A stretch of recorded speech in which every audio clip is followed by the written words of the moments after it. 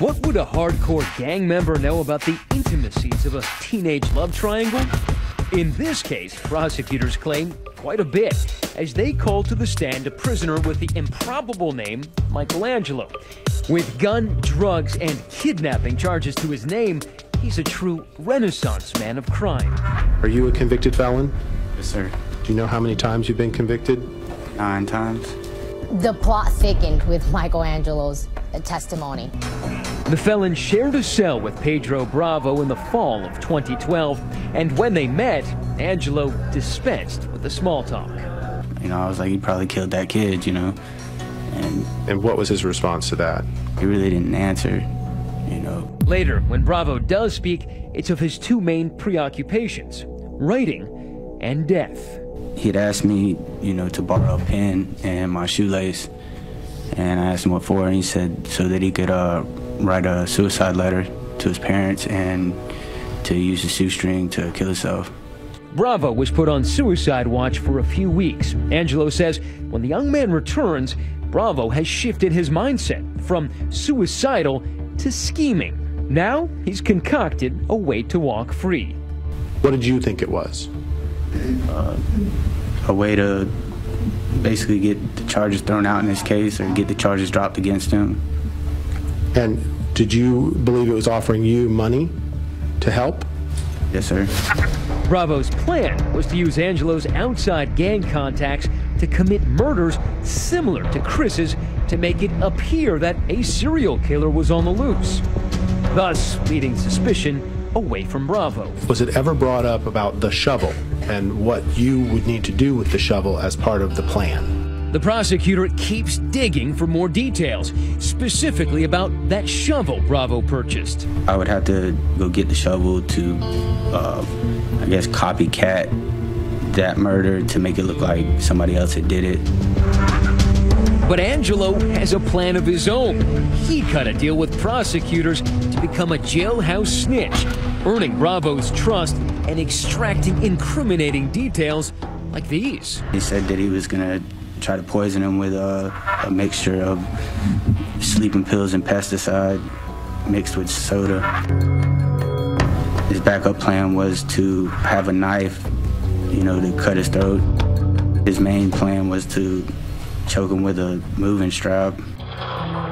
Eventually, Michelangelo completes his masterpiece, a full confession from Bravo on the Aguilar family must now endure as the last moments of their son's life play out in graphic detail. He told me that he, you know, basically put a moving strap around the kid's neck and braced himself against the seat. He said that he remembers watching the radio, the clock on the radio, and said it took like 13 minutes for the kid to, you know, I guess die.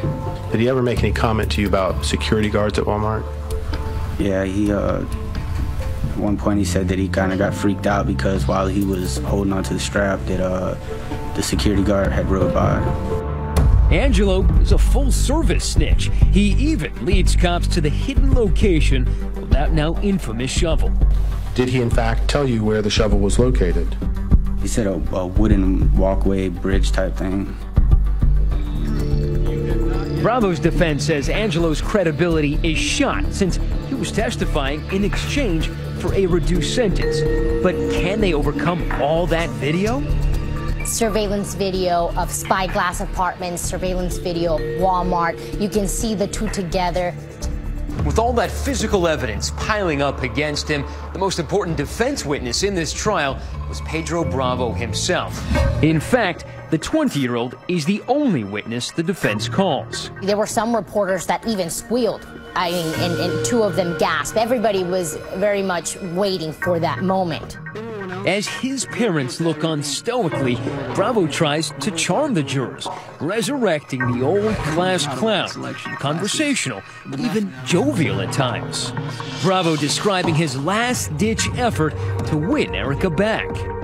I still loved her, and I really wanted to get back with her, so other than getting my classes done, I also had a set idea that I'm gonna go get her back. If I keep telling myself, you can do this, you can do this, you can do this. But what exactly was the this? Bravo admits that when he discovered that Erica was dating Christian, he snaps. they've been going out for about like 2-3 weeks. And at that moment, I'm just instantly like, I'm crushed because he's one of my best friends. He says that as he descended into a life of despair, he was consumed by thoughts of suicide that had plagued him for years. I was too nervous to do anything with knives because I don't like pain. And I couldn't bring myself to hang myself or anything like that. So the only way I could see it was I tried to take some pills, see what would happen, but lo and behold, I'm still here. Speaking of suicide, remember that shovel? Bravo says he can explain that away too. Tell the jury why you bought a shovel. It was going to be part of my idea to kill myself. In a way, I was going to go find the spot, and I was going to mark my tomb, and I was going to dig it. Even as the prosecution goes over his version of events with dripping sarcasm, Bravo remains cool. Now, you're on your way to kill yourself, right? Correct. But you got to get gas first, right? Correct. Okay, because you can't kill yourself without a tank of gas, correct? Correct. And now, Pedro's biggest challenge is keeping all of his stories straight. It seems like Pedro was changing his story to make it a little more believable depending on the evidence out there.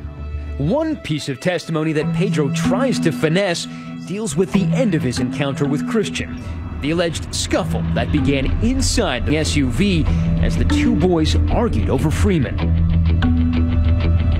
His friend's nose now bloodied. Bravo claims he pulled in here behind this motorcycle shop. Now, the two start fighting. They tumble out of the car, and at this point, he claims things got really heated.